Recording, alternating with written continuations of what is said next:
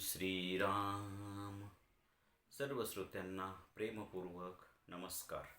श्रोते हो, आपण स्वामी विद्यानंद यांच्या भावार्थ रामायण संक्षिप्त या ग्रंथाच्या आधारे निर्माण झालेला मला भावलेले भावार्थ रामायण अर्थात आत्मपरायण हा ग्रंथ आपण पाहत आहोत.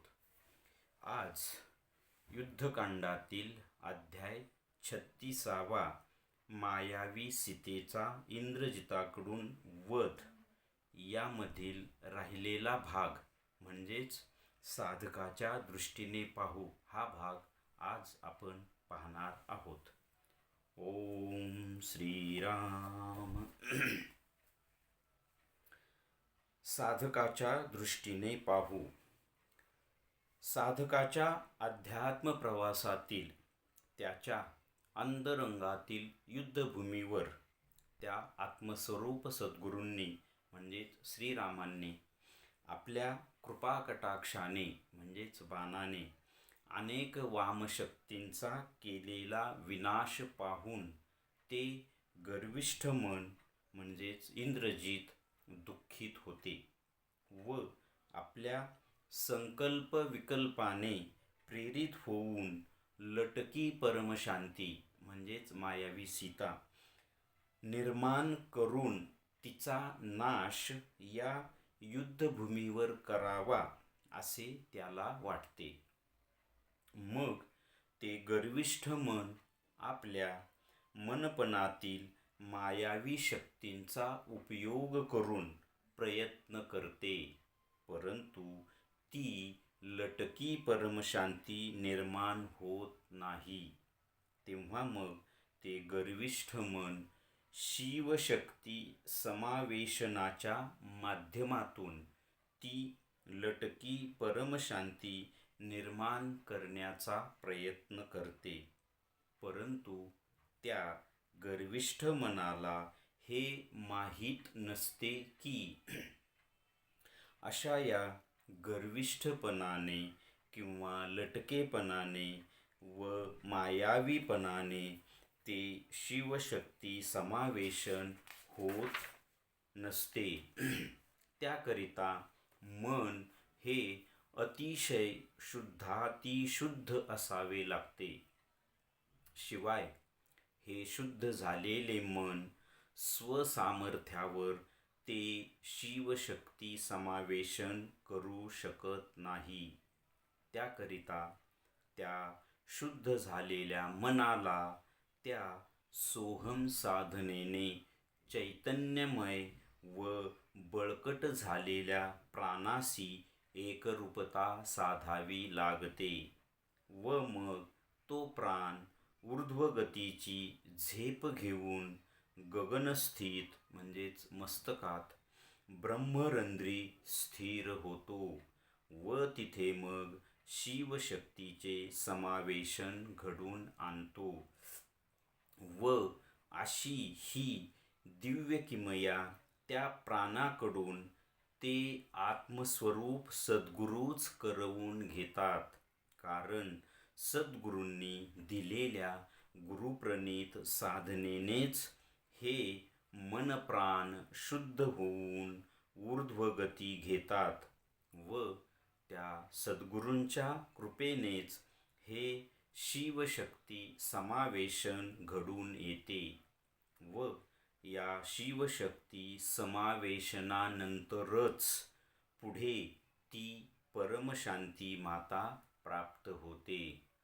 आता आपण या साधकाच्या दृष्टीने पाहू. यामधील राहिलेला भाग आपण पुढल्या भागात पाहणार आहे.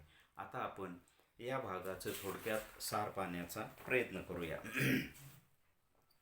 इथे कथेमध्ये आपण पाहिलं मागच्या भागामध्ये की इंद्रजित मायावी सीतामाता निर्माण करण्याचा प्रयत्न करतो, त्याला जमत नाही.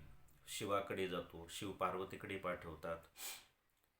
पार्वती माता त्याला समजावून सांगते, अरे जिथे खरी सीताच तुला कळत नाही, ती मायावी सीता कशी निर्माण करणार आणि तिच्यावर कुठल्याही प्रकारचा तू प्रयोग करू शकत नाही.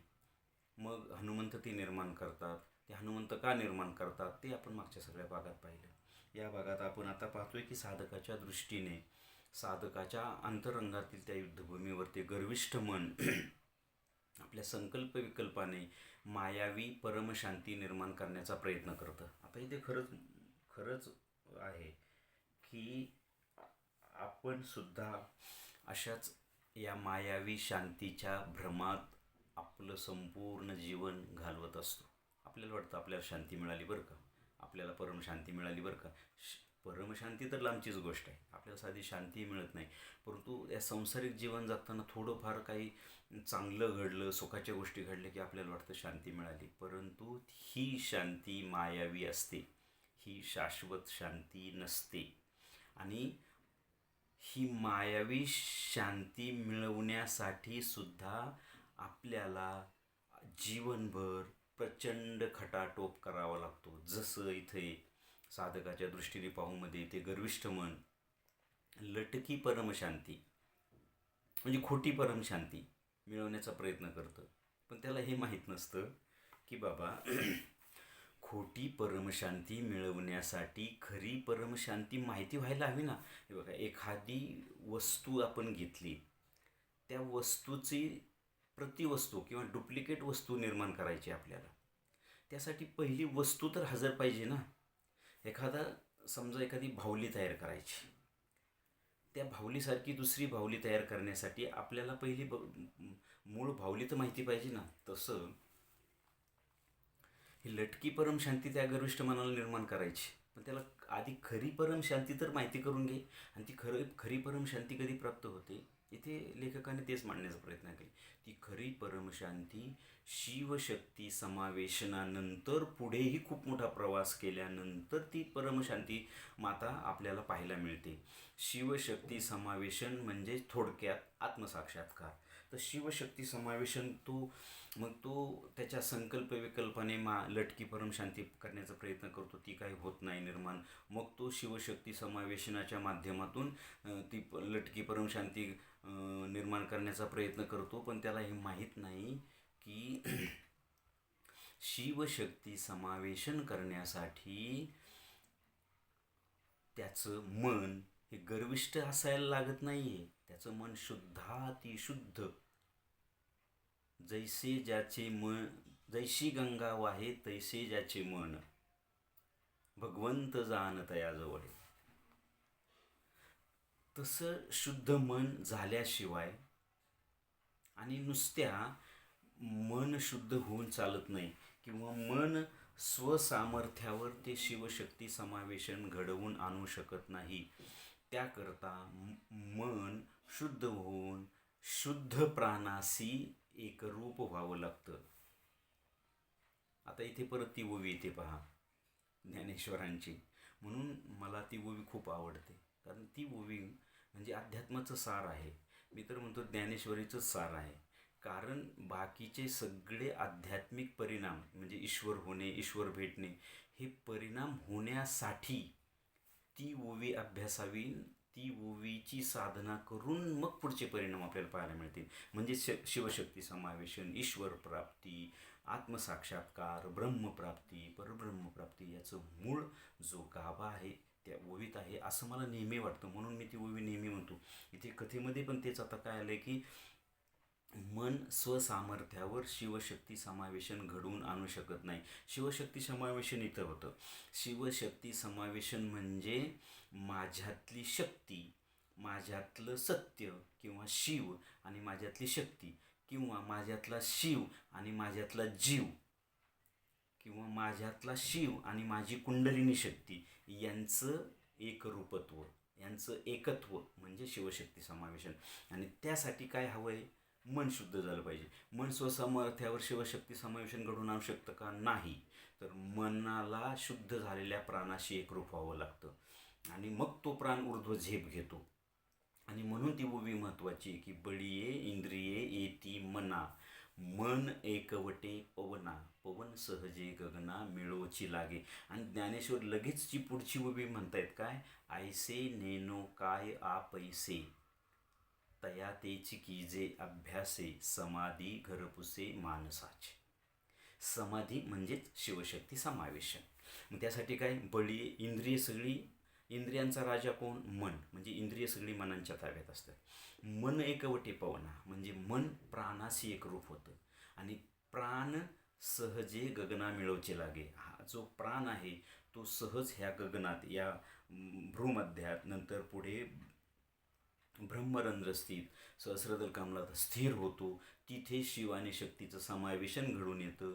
तिथेच आत्मसाक्षात्कार होतो आणि तेव्हाच समाधी अवस्था प्राप्त होते. म्हणजे समाधी अवस्थेत शिरला की तो साधक, की मग तो आत्मसाक्षात्कार करून घेतो, म्हणजेच तिथे शिव आणि शक्तीचं समावेशन होतं. म्हणून त्यासाठी काय महत्त्वाचं आहे, तर मन आणि त्यासोबत काय, प्राण. आणि इथे आपण प्राणाला तर आपण ह्या संपूर्ण अध्यात्मकथेमध्ये किंवा रामायणामध्ये खूप मोठं महत्त्व दिलं आहे. तो प्राणच ती ऊर्ध्व झेप घेऊ शकतो आणि मनाने मग प्राणाशी एकरूप व्हायचं. आणि ही ऊर्ध्व झेप मन, प्राण आणि मनात सगळी इंद्रिय आलेली असतात, सगळे घटक मनात आलेले असतात. कारण सगळ्या घटकांकडं, म्हणजे आपल्याला जर कुठं साधं तळ पायाला टोचलं तरी आपल्याला संवेदना मेंदूला होऊन मेंदू मनाला मेसेज करतो. म्हणजे आपल्याला समजतं हां इथे टोचलं.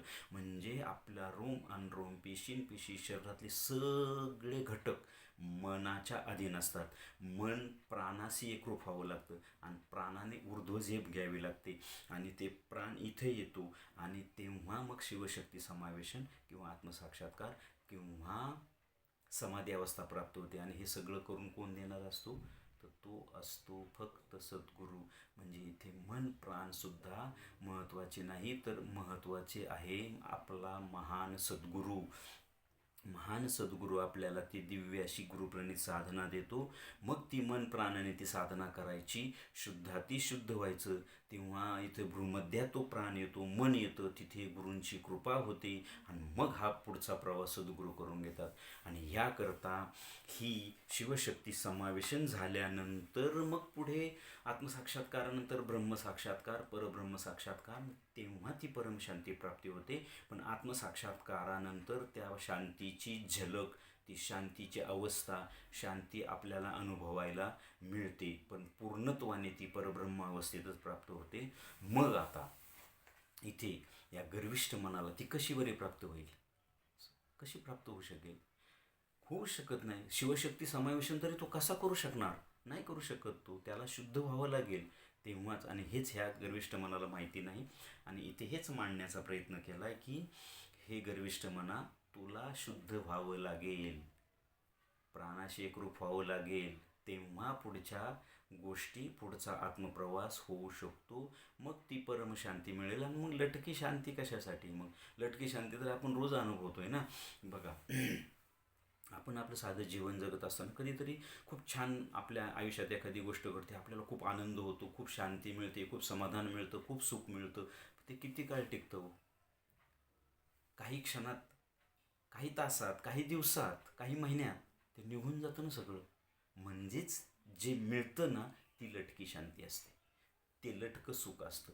परमसुख, खरं सुख, खरी शांती, खरा आनंद, खरं समाधान, खरी तृप्ती या या संसाराच्या या साधनांनी मिळू शकत नाही. त्यासाठी शिवशक्ती समावेशन म्हणजेच आत्मदर्शन, आत्मसाक्षात्कार, समाधी अवस्था हे जेव्हा प्राप्त होईल तेव्हाच खरं सुख, खरं समाधान, खरं आनंद, खरी शांती, हे सगळ्या गोष्टी तेव्हा आपल्याला प्राप्त होतील. तर आपण आता जो राहिलेला भाग आहे तो आपण पुढच्या भागामध्ये पाहू. आत्तापर्यंत जी गर्विष्ठ मन, आपल्या सगळ्यांचंच गर्विष्ठ मन असतं, आपल्याला त्याची जाणीव नसते. आपल्याला वाटतं आपण खूप शहाणे आहोत, परंतु नाही. आपलं मन गर्विष्ठ असतं, अशुद्ध असतो, आपला अहंकार अशुद्ध असतो. त्यामुळं आपल्याला ह्या गोष्टी समजतात पण प्राप्त होत नाही. त्यासाठी शुद्धाती शुद्ध व्हावं लागतं. आणि त्यासाठी कुठली ववी ज्ञानेश्वरांची, तर ही बळीये इंद्रिये येती मना, मन एकवटे पवना, पवन सहजे गगना मिळोची लागे. तो जसा जसा गगनात मिळायला लागतो आणि मग त्यानंतर काय होतं ते ज्ञानेश्वर पुढच्या ववीत काय म्हणतात की ऐसे नेनो काय आ पैसे. हे असं काय आपोआप मिळेल काय, तया तेची की जे अभ्यासे, त्यासाठी अभ्यास करा, म्हणजे साधना करा, भक्ती करा, कर्मयोग करा, ज्ञानयोग करा, काहीतरी करा. आणि मग समाधी घरपुशे मानसाचे, म्हणजे तिथे समाधी अवस्था प्राप्त होईल, तिथे शिवशक्ती समावेशन होईल, तिथे आत्मसाक्षात्कार होईल, तिथे ईश्वराची प्राप्ती होईल. हे त्याचं सार असं मला वाटतं. श्रीरामार्पणमस्तु. हरिओम तत्सत. ब्रह्मार्पणमस्तु.